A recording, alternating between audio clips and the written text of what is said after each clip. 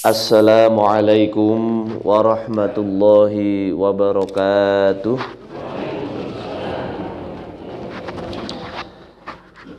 Alhamdulillahi rabbil alamin. Wassalatu wassalamu ala ashrafil anbiya'i wal mursalin wa ala alihi wa ashabihi wa man sanna bisunnatihi ila yaumiddin, amma ba'd. Qala Allah Ta'ala fi kitabihil karim, a'udzu billahi minasyaitonir rajim. Man 'amila sholihan min dzakarin aw untha wa huwa mu'minun falanuhyiyannahu hayatan thayyibah. Shadaqallahul azim.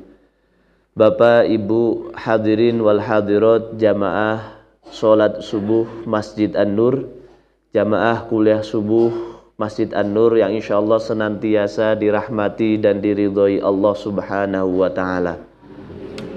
Pertama dan yang paling utama, tiada kata yang patut kita ucapkan selain puji dan syukur kehadirat Allah Subhanahu wa Ta'ala, karena hingga tanggal 14 Ramadan ini kita masih diberikan kesempatan, diberikan kesehatan untuk sama-sama terus meningkatkan iman dan takwa kita, terutama di bulan suci Ramadan ini yang amal ibadah di dalamnya dilipat gandakan pahalanya.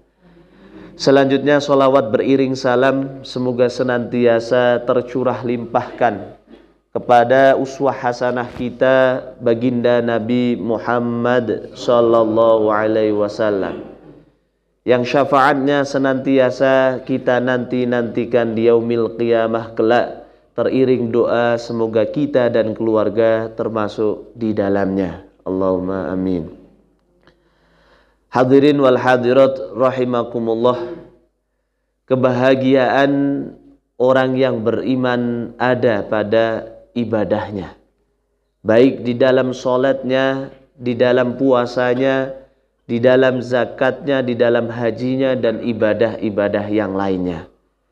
Maka kalau ada orang yang beriman tidak berbahagia ketika sedang melakukan ketaatan tersebut, perlu dipertanyakan keimanannya. Imam Ibnu Taimiyah mengatakan, inna fid dunya jannah, sesungguhnya di dunia ini ada sebuah surga. Man lam yadkhuluha la yadkhulu jannatal akhirah.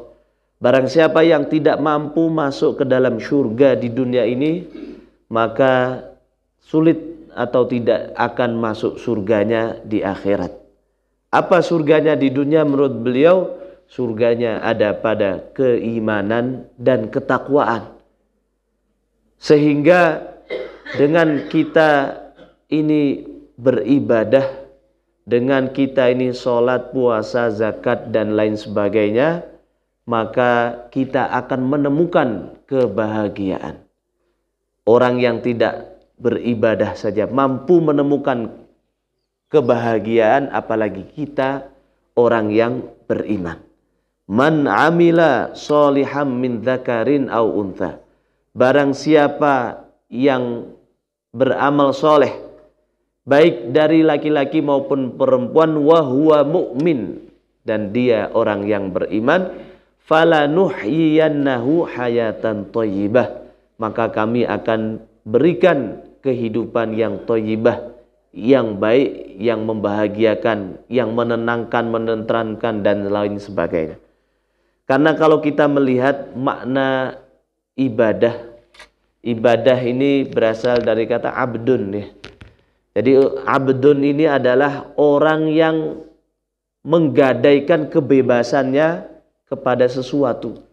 Kalau kita merasa kita ini adalah abdullah, hambanya Allah, maka kita gadaikan seluruh hidup kita kepada Allah. Dan Allah Subhanahu wa Ta'ala ketika memerintahkan kepada sesuatu, maka ketahuilah itu adalah sumber kebahagiaan kita, sumber kemuliaan kita, dan yang pada ujungnya akan membawa keselamatan, yaitu masuk ke dalam surga. Dan sebaliknya, ketika Allah larang seseorang untuk melakukan sesuatu, maka ketahuilah bahwa sesuatu tersebut merupakan sumber dari kesedihan, sumber dari kehinaan, dan pada akhirnya adalah sumber dari segala kesesatan, yaitu masuk ke dalam neraka. Wal iyadu billah. Maka seorang yang beriman ketika diperintahkan oleh Allah Subhanahu wa taala untuk salat, untuk zakat, untuk haji, dia akan menanamkan pada dirinya, oh, itu adalah sumber kebahagiaan saya. Itu adalah sumber kemuliaan saya. Itu adalah sumber keselamatan saya. Sehingga dia merasa bahwa dalam beribadah ini kebutuhannya. Dalam beribadah ini adalah hiburannya. Bahkan menjadi puncak dari segala hiburan yang ada di dunia. Seorang ulama yang bernama Abu Sulaiman Ad-Darani, beliau mengatakan, wa ahlut ta'ah fi ta'atihim aladzu min ahlil ma'siyah fi ma'siyatihim. Yang artinya orang yang taat di dalam ketaatannya mampu merasakan kenikmatan, kelezatan, kebahagiaan yang lebih lezat, yang lebih bahagia, lebih nikmat daripada orang yang maksiat di dalam maksiatnya.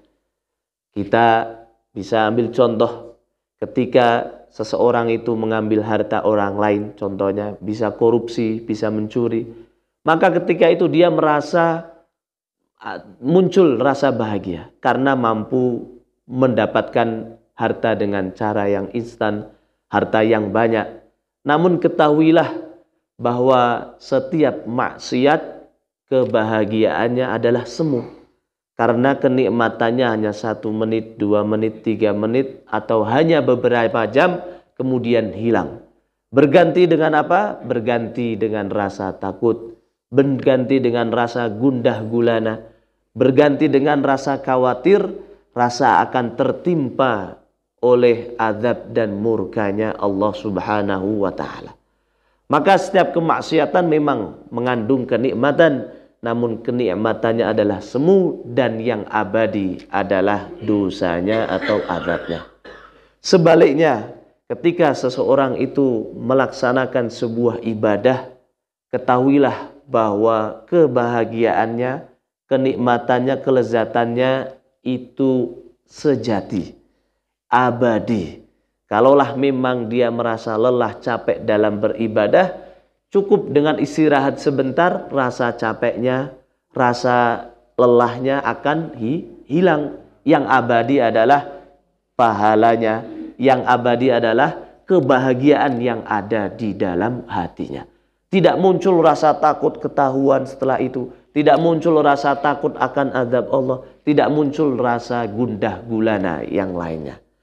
Maka betul kata Abu Sulaiman Ad-Darani, wa ahlul ta'ah fi ta'atihim aladzu min ahlil ma'siyah fi ma'siyatihim. Orang yang taat dalam ketaatannya lebih lezat, lebih nikmat daripada orang yang maksiat di dalam kemaksiatannya. Contohnya lagi zina. Zina memang kelihatannya nikmat, namun sesungguhnya kenikmatannya hanya 5 menit, 6 menit. Setelah itu tinggal rasa khawatir, rasa takut, dan dosanya itu abadi. Dosanya itu yang akan kekal, kecuali kalau dia bertaubat kepada Allah Subhanahu wa ta'ala. Hadirin wal hadirat rahimakumullah. Nabi SAW dalam sebuah riwayat, beliau ketika di dalam kelelahannya mengurus dunia, kemudian beliau mengatakan kepada Bilal, ya Bilal, aqimus shalah, arihna bis shalah. Wahai Bilal, kumandangkanlah iqamah dan arihna bis shalah, istirahatkanlah kita dengan sholat. Itu artinya sholat menjadi sumber ketenangan, kebahagiaan, bukan malah menjadi sumber beban. Begitu pula puasa yang Allah perintahkan kepada kita, bahkan kepada orang-orang sebelum kita. Seharusnya kalau kita memang mengaku orang beriman, puasa ini menjadi sumber ketenangan, kebahagiaan bagi kita, bukan malah menjadi sumber beban bagi kita. Ciri-cirinya gimana? Ciri-cirinya ketika puasa bulan Ramadan ini mendekati pertengahan, itu artinya kita sudah akan meninggalkan setengah dari bulan Ramadan. Kita seharusnya merasa sedih nopo merasa senang niki? Nah, kita sedih karena kebahagiaan kita sudah mulai berkurang. Nabi SAW saking menikmati ibadahnya, saking merasakan kelezatan dalam ibadahnya, sehingga tidak pengen cepat-cepat selesai. Maka kalau ada orang kok, ya Allah semoga cepat-cepat tanggal tua bulan Ramadan ini, wah ini berarti dia tidak menikmati ibadahnya. An Aisyah radhiyallahu anha, dari Aisyah radhiyallahu anha meriwayatkan, kana Nabi sallallahu alaihi wasallam idza shalla qama.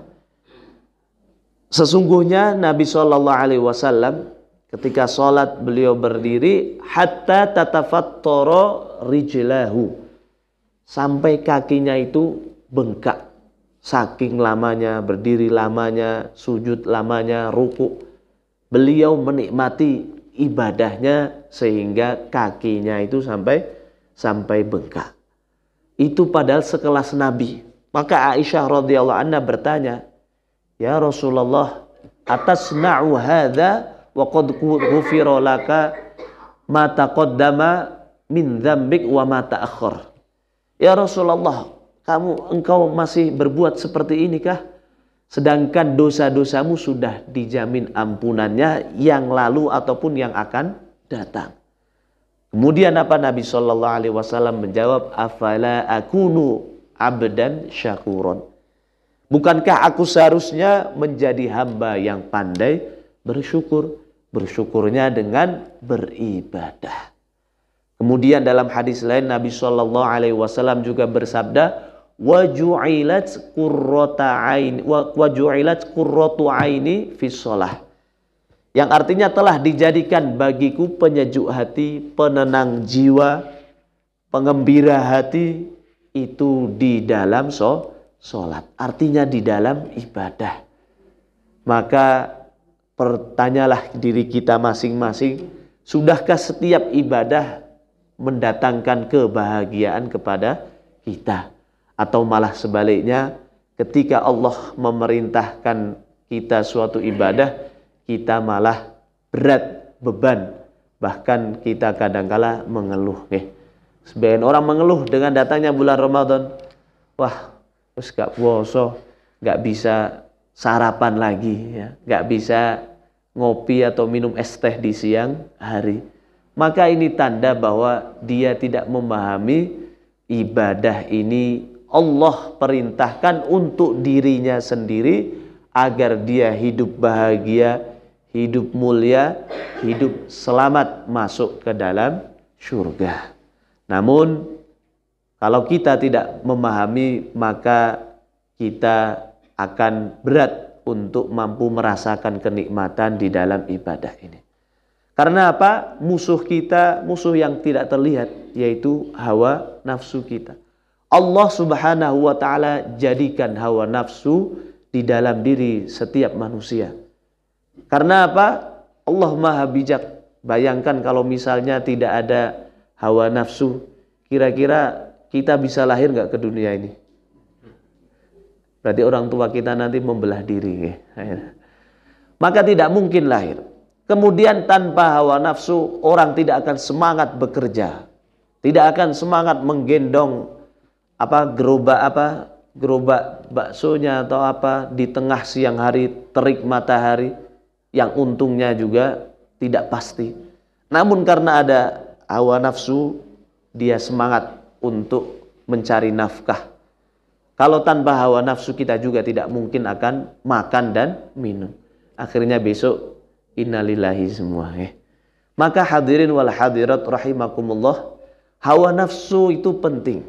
Namun ketahuilah bahwa hawa nafsu menyukai sebaliknya yang disukai Allah. Ketika Allah menyukai sholat, menyukai membayar zakat, menyukai orang yang berpuasa, namun hawa nafsu kita tidak.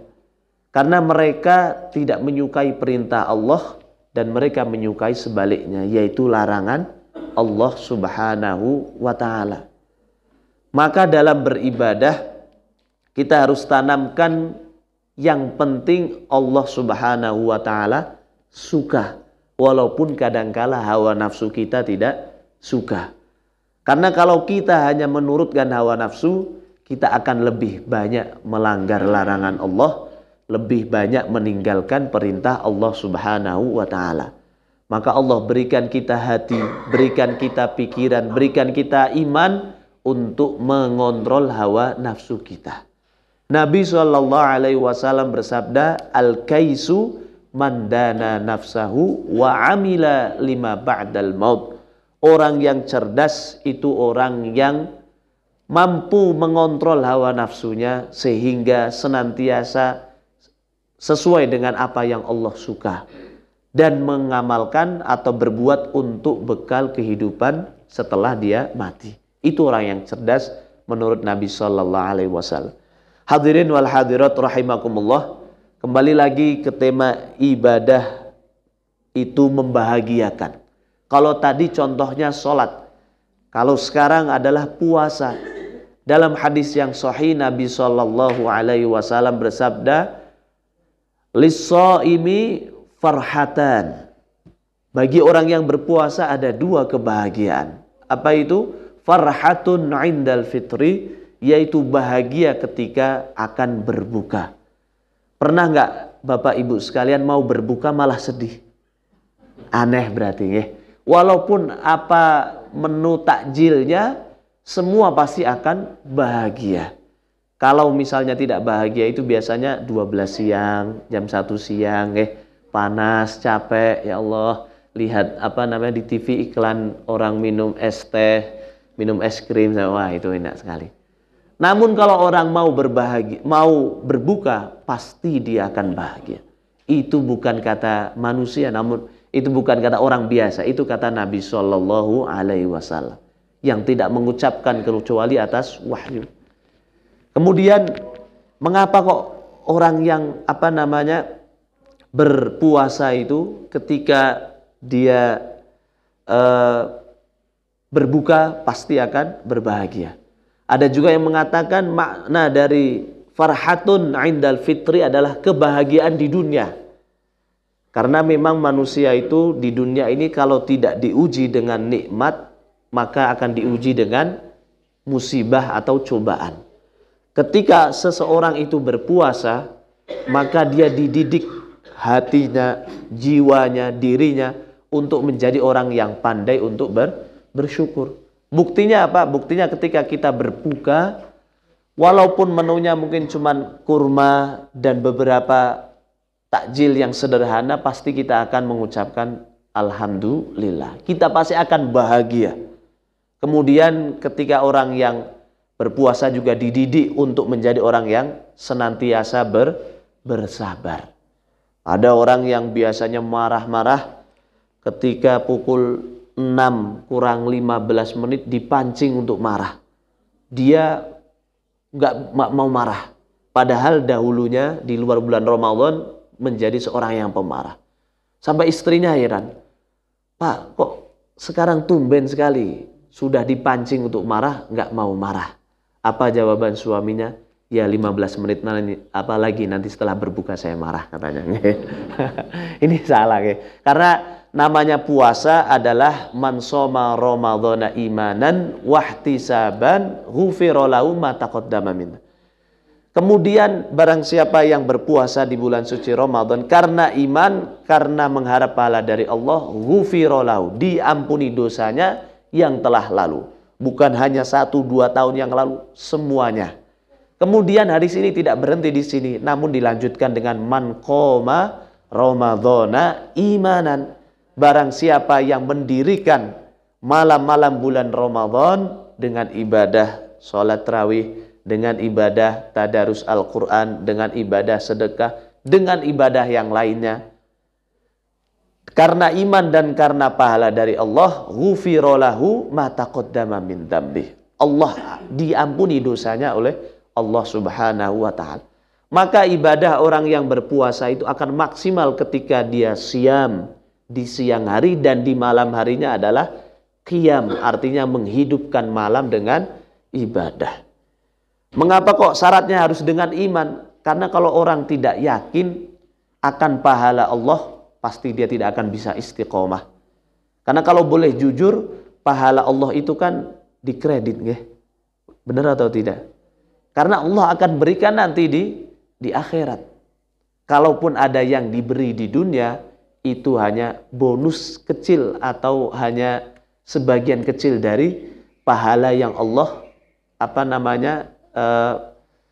percepat di dunia. Namun yang pada aslinya pahala setiap orang itu akan diberi balasannya itu nanti di akhirat. Maka kalau tanpa iman kita tidak yakin akan Allah yang tidak mungkin mengingkari janjinya, kalau kita tidak percaya bahwa Allah Maha Kaya sehingga mampu membalas semua perbuatan hambanya, maka kalau tidak yakin pasti tidak mungkin bisa istiqamah dalam beribadah.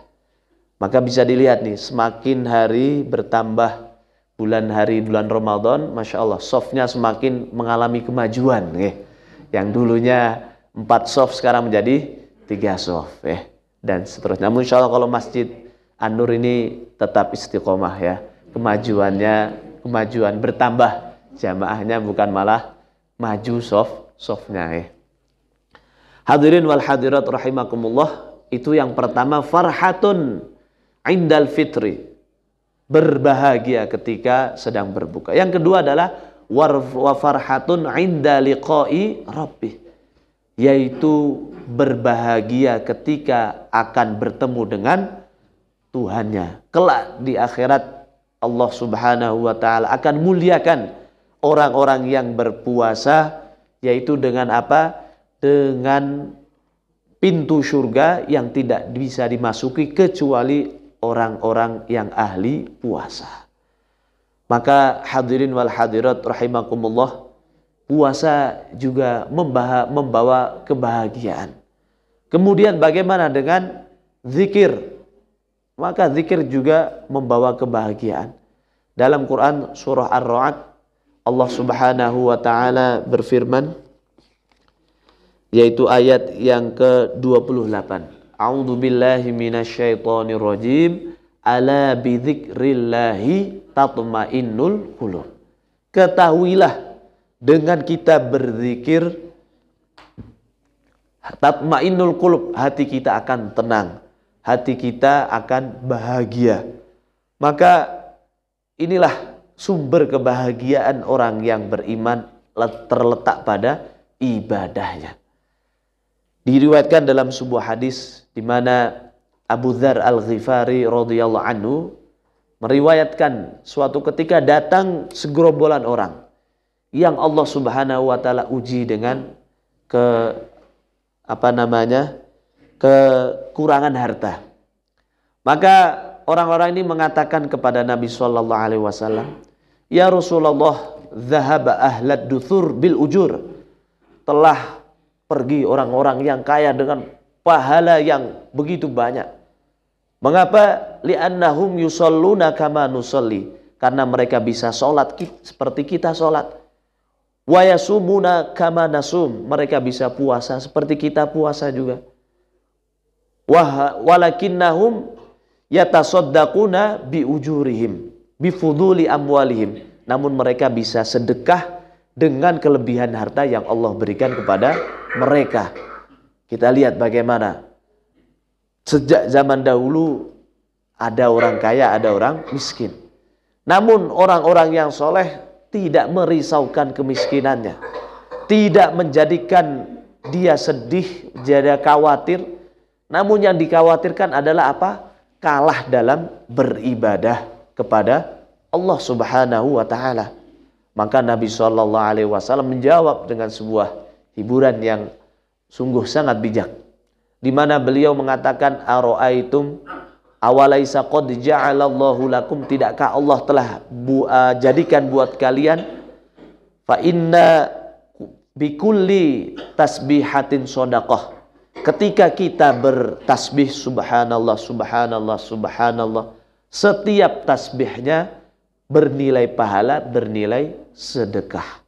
Wa bikulli takbiratin shadaqah, setiap takbir Allah akbar Allah akbar Allah akbar itu juga bernilai pahala, bernilai sedekah. Wa bikulli tahmidatin shadaqah, setiap tahmid alhamdulillah alhamdulillah. Kemudian wa bikulli tahlilatin shadaqah, setiap kalimat la ilaha illallah la ilaha illallah itu juga bernilai pahala dan bernilai sedekah. Wal amru bil ma'ruf shadaqah, kita mengajak manusia, mengajak orang lain untuk berbuat baik itu juga sedekah, walaupun kadangkala orang yang kita ajak belum tentu melakukan. Wan nahyu 'anil munkari shadaqah, dan mencegah dari kemungkaran itu juga sedekah. Kemudian yang terakhir, dan ketika seorang dari kita mendatangi istrinya dengan syahwat itu juga sedekah. Kemudian mereka bertanya, bagaimana bisa seseorang mendatangi istrinya dengan syahwat bisa mendatangkan pahala sedekah? Maka Nabi SAW mengiaskan, bagaimana pendapatmu ketika seorang mendatangi wanita yang bukan halal bagi dirinya? Tentu bagi mereka adalah dosa. Maka sebaliknya ketika seorang mendatangi wanita yang halal baginya, maka itu adalah pahala bagi dirinya.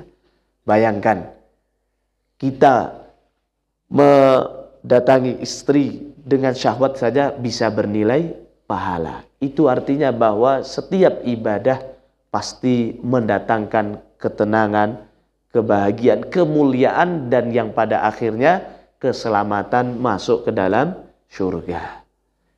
Kemudian contoh yang lain mengenai sedekah. Dalam pepatah Arab pernah dikisahkan, ketika ditanya man as'adun nas, siapakah orang yang paling berbahagia? Maka jawabannya adalah man as'adan nasa. Maka yang paling berbahagia adalah orang yang mampu membahagiakan orang lain, mampu menolong orang lain, mampu meringankan orang lain.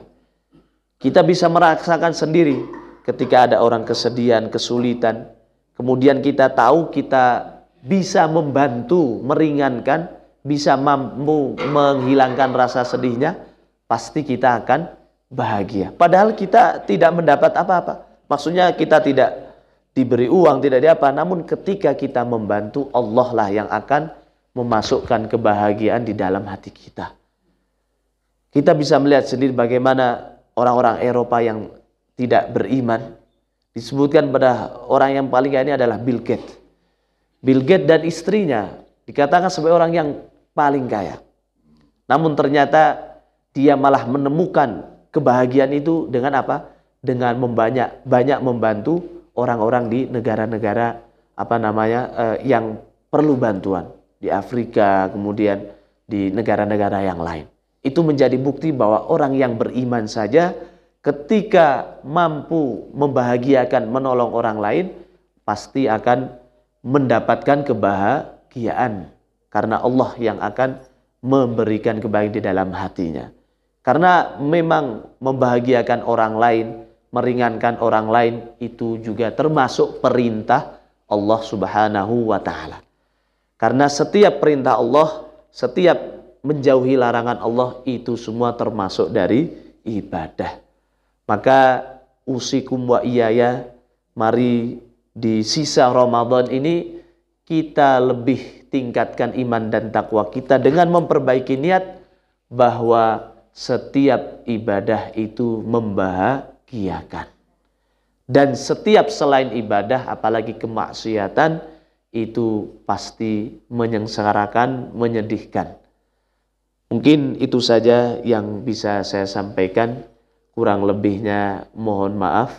Wabillahi taufiq wal hidayah wal ridha wal inayah. Assalamualaikum warahmatullahi wabarakatuh. Mari kita tutup dengan sama-sama membaca doa kifaratul majelis. Bismillahirrahmanirrahim. Subhanakallahumma wa bihamdika asyhadu an la ilaha illa anta astaghfiruka wa atubu ilaih.